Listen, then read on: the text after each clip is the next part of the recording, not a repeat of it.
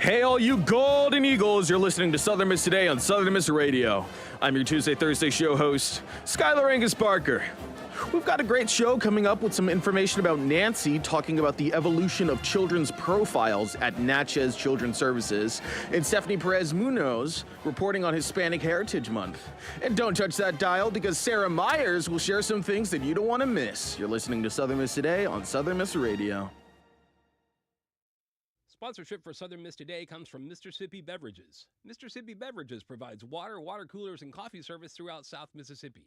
Take half of your weight in pounds. That's how many ounces of water you need a day. Mississippi Beverages can help you reach that goal by delivering fresh water to your door. To get more information or to set up a cooler and water delivery, you can call Mississippi Beverages at 601-271-2420, or you can find them online. Sponsorship comes from Furniture Direct, with locations in Hattiesburg, Laurel, and Columbia. Are you looking for a deal? Lots of styles on a good value? You can find them on Facebook at Furniture Direct Hattiesburg for the latest specials and promotions. Or you can shop anytime at FurnitureDirectNow.com. You can see why Furniture Direct is your furniture destination. Welcome back to Southern Miss Today on Southern Miss Radio. Just as a little heads up, it is Breast Cancer Awareness Month, so take this time to learn more about breast cancer and get yourself tested if you haven't done so recently. In USM Campus News, new musical, Ray of Light, at Southern Miss honors legacy of Curious George creators. The Day Drummond Children's Literature Collection at the University of Southern Mississippi is going to host a one-night-only presentation of Ray of Light, which is a new musical with book by Jen Cohen and music and lyrics by Nikki Phillips. This event will not only bring the Ray story to the stage, but also a family reunion of Ray's descendants. Book writer Jen Cohen had this to say, quote, "This is not a children's musical. It's a story about finding hope in the darkest times, about two artists who risked everything to preserve their freedom and creative spirit. Sharing this story and our process of writing a new musical in the place where their legacy is housed is one of the most meaningful moments of our journey so far." End quote. So, if this sort of thing interests you, head on over to the Joseph Paul Student Theater inside the Thad Cochran Center on Monday, October 27th at 7:30 p.m. Mississippi Digital Humanities Hub preserves, promotes state's history. The Mississippi Digital Humanities Hub at the University of Southern Mississippi works hard to provide resources and training to support the preservation of documents and other materials of historical and cultural significance. Dr. Andrew Haley, Associate Professor and Director of the Mississippi Digital Humanities Hub, had this to say, quote, "The digital humanities are everywhere. Blogging, podcasting, interactive games, digital exhibits and archives, and documentaries. These technologies bridge the gap between the online world and our lived experiences.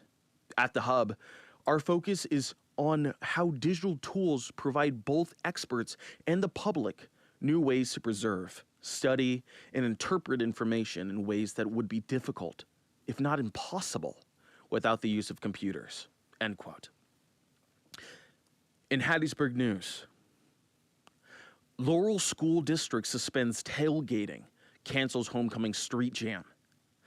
After the recent tragedies across the state involving multiple homecoming shootings, the Laurel School District has made the decision to suspend all tailgating activities, including tailgating on a district-leased property across from the field house.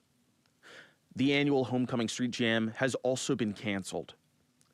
The district stated the following in a statement, quote, "The safety and well-being of our students, staff, and community remain our highest priority. In light of the recent tragedies that have occurred at homecoming celebrations across our state, we have been reminded in the most heartbreaking way that lives are far more valuable than any tradition or event." End quote. All other homecoming events are currently still scheduled, but with enhanced security measures in place. Second arrest made in connection to Heidelberg shooting. Victims identified. A second person has been arrested in connection to a deadly shooting at Heidelberg High School's homecoming on Friday night. Jasper County Sheriff Randy Johnson has confirmed that 19-year-old Damarin Starks was arrested on Monday and was charged with 1-count accessory and 1 count of tampering with physical evidence. On Saturday, the Sheriff's Department confirmed that 18-year-old Goodlow had been taken into custody as a person of interest.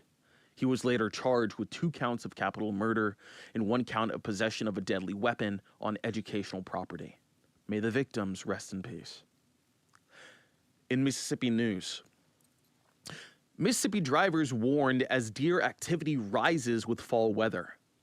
As fall temperatures arrive, Mississippi drivers will face an increased risk of deer-related collisions as the animals become more active and visible on roadways.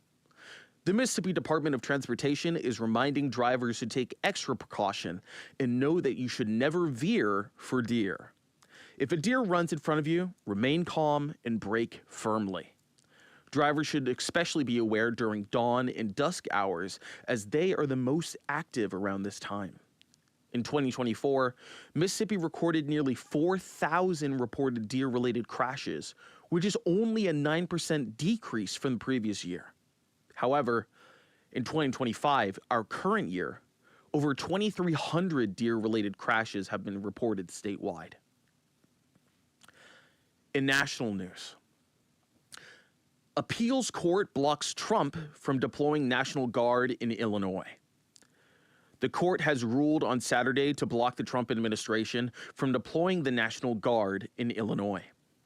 In response to the ruling, White House spokesperson Abigail Jackson stated the following, quote, "Amidst ongoing violent riots and lawlessness that local leaders like Pritzker have refused to step in to quell, President Trump has exercised his lawful authority to protect federal officers and assets.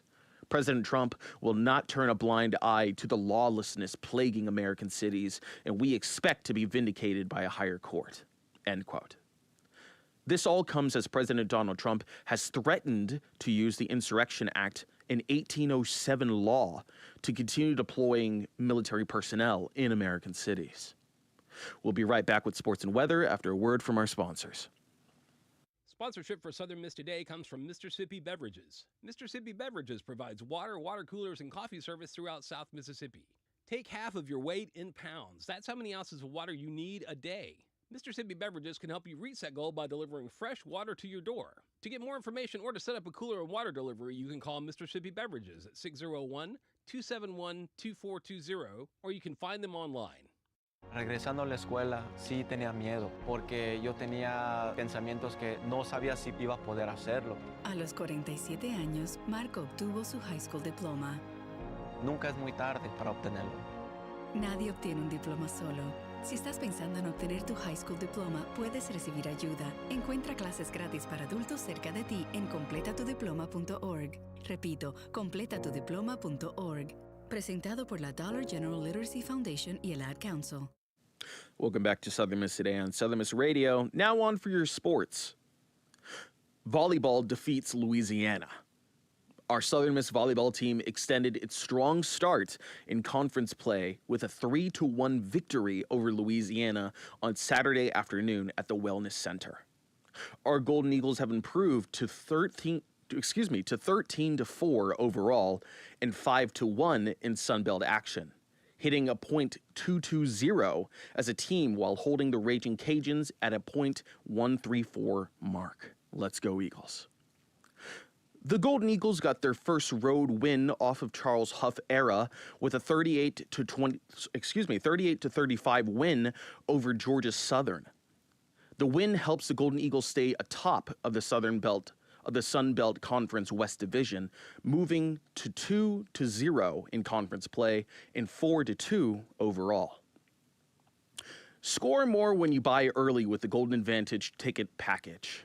Purchase your pack before midnight this Sunday, October 12th, to get a free homecoming t-shirt, complimentary Eagle Perch seats for the homecoming game, and 2 tickets to the Golden Eagles men's basketball exhibition versus Houston Christian on October 20th. To keep up with all the Golden Eagles sports activities, head on over to southernmiss.com. Now on for your weather. It looks like we're going to have some sunny skies with highs in the mid to upper 80s and lows in the mid 50s. Tonight looks to be clear and cool weather, so maybe take advantage of that. It is currently 78 degrees with our humidity at 46% and our wind at 6 miles per hour. Up next, we have Nancy talking about the evolution of children's profiles at Natchez Children's Services. Check it out.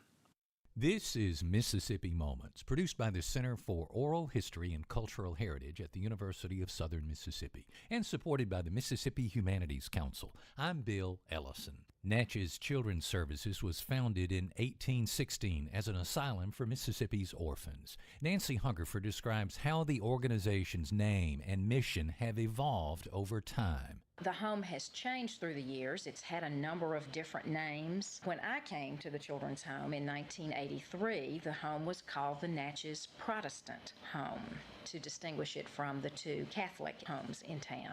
Those homes during the earlier part of this century were filled with children, some of whom were still the true orphans of 1816.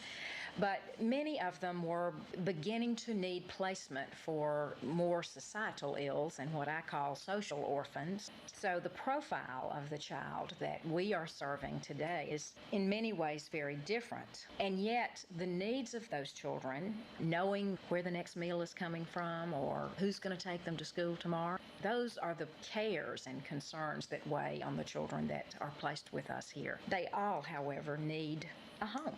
To learn more, subscribe to the Mississippi Moments podcast or visit cohch.org. Mississippi Moments is supported by the Mississippi Humanities Council. The humanities are for everyone.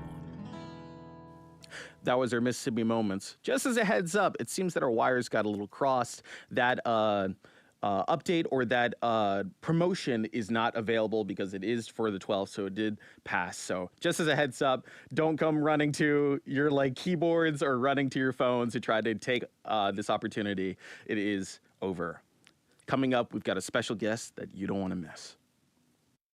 Sponsorship for Southern Miss Today comes from Mississippi Beverages. Mississippi Beverages provides water, water coolers, and coffee service throughout South Mississippi. Take half of your weight in pounds. That's how many ounces of water you need a day. Mississippi Beverages can help you reach that goal by delivering fresh water to your door. To get more information or to set up a cooler and water delivery, you can call Mississippi Beverages at 601-271-2420, or you can find them online. Sponsorship comes from American Graphics. Located at 8 Commercial Warehouse Drive in Hattiesburg, American Graphics provides custom screen printing and embroidery. They can be reached by phone at 601-602-2277. And the website is goamericangraphics.com. American Graphics, printing at its finest. Welcome back to Southern Miss Today on Southern Miss Radio. Now, please give a warm Golden Eagle welcome to Sarah Myers. Hey, how are you? Hey there. Happy to be here. So glad to have you here. So first and foremost, for anyone who doesn't know you, can you tell us a little bit about yourself? Yes. So thank you again for having me. Very grateful to be a part of the Southern Miss community and be able to share a little bit about the Children's Center here today. So like you said, I'm Sarah. I'm the director of the program, which is housed here on USM's campuses, both campuses actually. I am a speech language pathologist. That's my background. But I'm here as the director for the Children's Center for Communication and Development, which is a nonprofit. Yeah. And we serve young children with developmental disabilities. Awesome. Yes. That's such a great opportunity. Yeah. So first and foremost, with what is the Children's Center for Development and Communication? Yeah, absolutely. So the Children's Center is a clinical program, and it's housed under the academic unit of the School of Speech and Hearing Sciences within the College of Nursing and Health Professions on campus. Okay. So we do 3 things for the community and for the state of Mississippi. The first thing and the most important thing that we do is we're a direct service entity. So we provide all kinds of therapy and educational services for young children with developmental delays, ages birth to 5. And we do this all across Southeast Mississippi at no cost to families. So that's the first and most important thing that we do. The second thing that we do, because we're on a university campus, is we train students. So we work closely with folks, entities schools and departments all over campus to help support the training and preparation of students as they're working toward their future to be professionals and help support more of Mississippi's children. And then the third and final thing that we do is we are a training and resource site for the state. So we provide continuing education, which is required for a lot of our clinical professionals. Every year they have to get so many hours of direct clinical education to keep their license up to date. So we provide those every year. And then we also loan out specialized equipment and resources and provide direct consultation. So a lot of our kiddos, they leave us at about age 4 or 5 and go to their public school system typically. Sometimes they'll go to other specialized programs or private schools or homeschool. But they'll go back to their public education system, and sometimes they need specialized materials or equipment. And dependent upon whether that family or that school classroom professionals have prior experience with those things, they may need some additional support.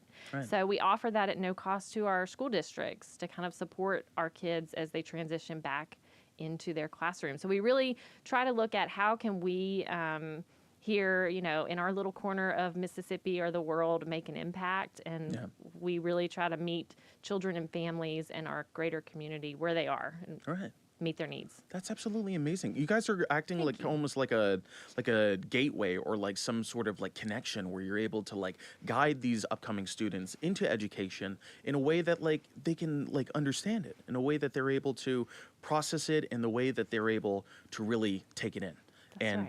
That's absolutely amazing, because I know that overall in the South, it can be very difficult to see like how our education lines up according to other like counties or even other states. And it's just like, it's so amazing that you were providing such a great and powerful fight to being able to make sure that our Mississippians are in such a great spot. So thank you. I appreciate that, Skylar. Thank you. So give us a little like a tidbit. Once children are enrolled, what does participating in the program look like? Yeah, so like I said, we accept children even as early as birth into the program. We do, unfortunately, have a wait list. So there is an enrollment interest form that any family can find on our website or a referring entity, physician, friend. But what we do as a center is we really, because we have such a wide array of professionals that work with us, we have speech language therapists, physical occupational therapists, audiology and listening spoken language professionals for children with hearing loss, folks that specialize in vision support, social work, and then behavioral supports as well. We really look at who is it that most needs our services and who needs them in the quickest timeline. So we prioritize young children who are born with complex health history, and we know that with that can come some developmental needs. So we work with our birthing hospitals across the state, including UMMC, NICU, Forest General's NICU, Memorial Hospital. We have lots of partners in those areas, and then our local pediatricians all across those communities, obviously. And we kind of, as you kind of shared, act as almost a hub. So we get a lot of referrals. We actually get about 10 to 15 referrals every month that come in, and then we sit together as an interdisciplinary team, and we kind of immediately just start going through and saying who needs us the most or who needs another resource and they just don't know where it is yet, and how can we help kind of guide them. So we don't want anyone to be waiting on the sidelines. We want them to actively get the services that they need, and so we really try to provide that support as well, even if we're not the ones who are directly serving the babies. But to answer your question, they get services from us under the age of 3. What we know based on the evidence is that children learn best in their home, around their community. So a lot of our therapists travel for that very reason all across Southeast Mississippi, and they provide services for families in their homes, in their church nursery, their child care setting, Head Start, wherever they are.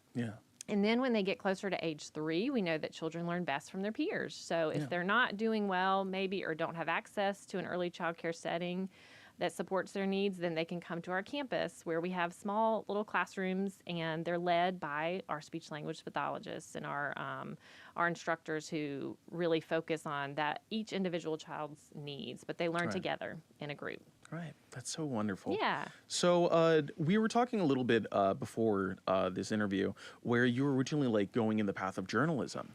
So how did you get involved with the Children's Center? How did you make Yeah. that shift? Yeah.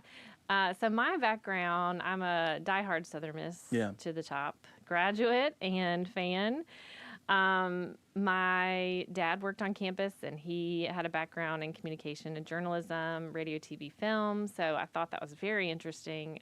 I really loved writing in school, and found that came fairly easy to me. My mom, actually, though, is a special education teacher, and she's retired now. But I got very comfortable going in and volunteering in her classroom and just being around the disability population. Yeah. And then I started volunteering when I was in high school for the Abby Rogers Civitan Camp, which is a camp out of Wiggins that really those in the disability community know well. But what's really cool about that camp is that not only do folks within the disability community know about it and look forward to it, but a lot of volunteers also. There's a pretty extensive application process now to be able to volunteer there. Yeah. And so it just became kind of second nature to me to be around people with disabilities. And so when I came to campus, I was lucky enough to get the opportunity to volunteer at the Children's Center. Wow. As an undergraduate journalism major. And Yeah. I said, okay, no, this is what I want to do. Yeah. So which field does that, which discipline do I need to pick that can do this for a living? And so I got lucky and was able to do that, and then attended graduate school here.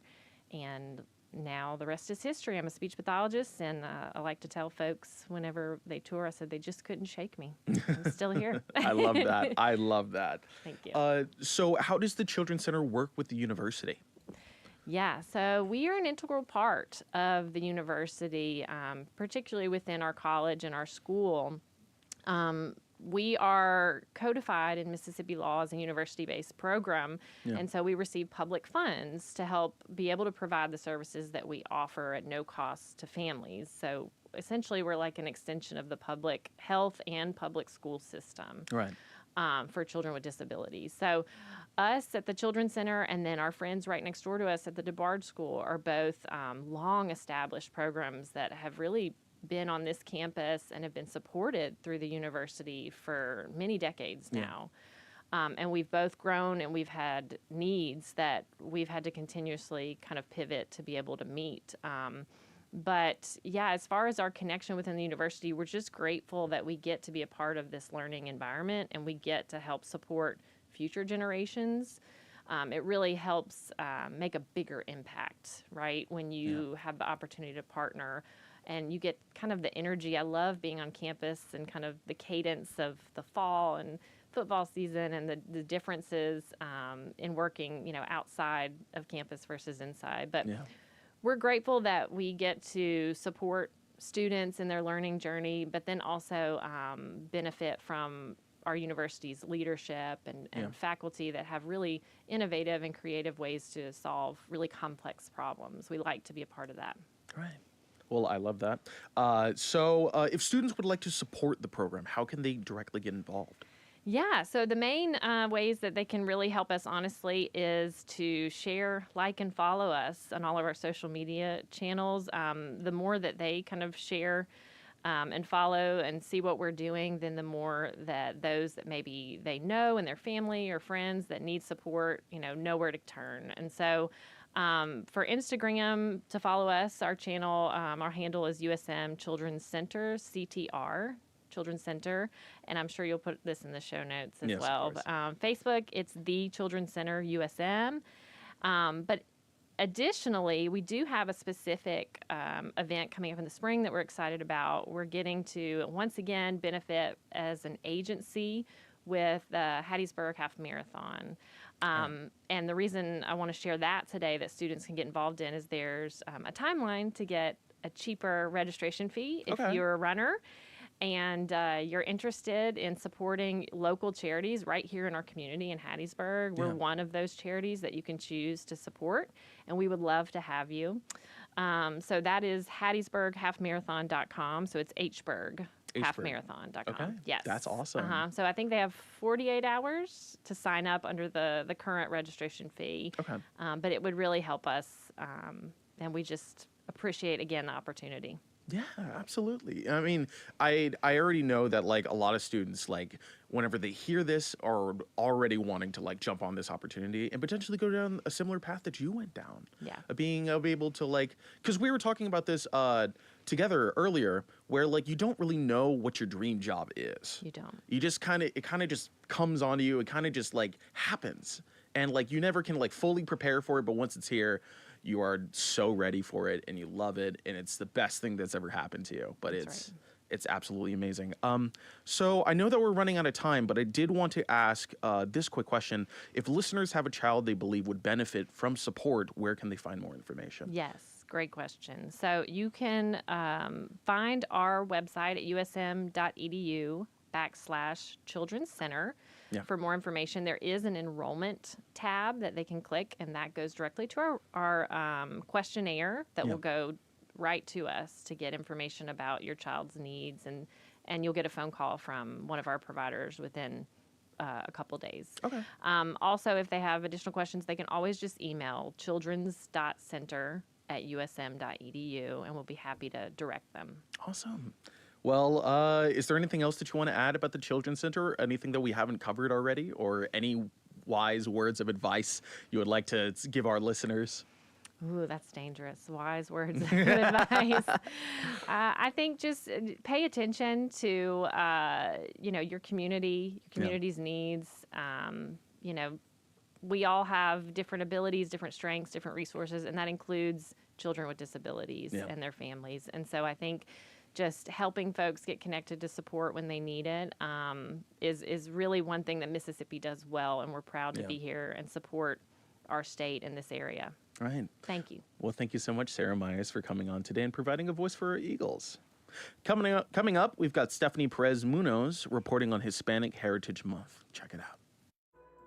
Hispanic Heritage Month is a month where people are given a chance to learn and celebrate the contributions of Hispanic and Latin cultures. There are events across the country, but many have been canceled or postponed due to immigration concerns. However, in Hattiesburg, Vice President of the Mississippi Latinx Art Association, Jacqueline Gonzalez-Wooten, says she and her team still wanted to host their event in different areas downtown. We hired some musicians to come and play in different locations in town, and they were going to play music that was Latino inspired. Despite the immigration concerns, she feels that it is important to show the value of the Latino community here in Hattiesburg. You need to be out there expressing what your culture is, and we need other people to be able to, help. And so, I think now more than ever, that we need to continue doing that. Grad student Adele Orozco sees this month as a way to celebrate her and her family's accomplishments. I have achieved what my parents' idea of the American dream was. It's a moment to recognize their achievements during this time. Orozco is not from Mississippi and noticed that there was not many Latinos here, but is happy that there was an event held for Latinos. I'm Stephanie Perez Munoz with SMTV. Thanks for listening to Southern Miss Today on Southern Miss Radio. Huge thanks to Cardell Whiting, our audio engineer, and Daniel Page, our video engineer, for keeping this bird flying. Big shout out to our assistant producer, Rosines Monty, and our program director, Adeline Fields, as well as our GM, Dr. Wilmer Martin. Don't forget to follow SM2 Media on social media. I'm your Tuesday, Thursday show host, Skylar Angus Barker. Stay golden, Eagles.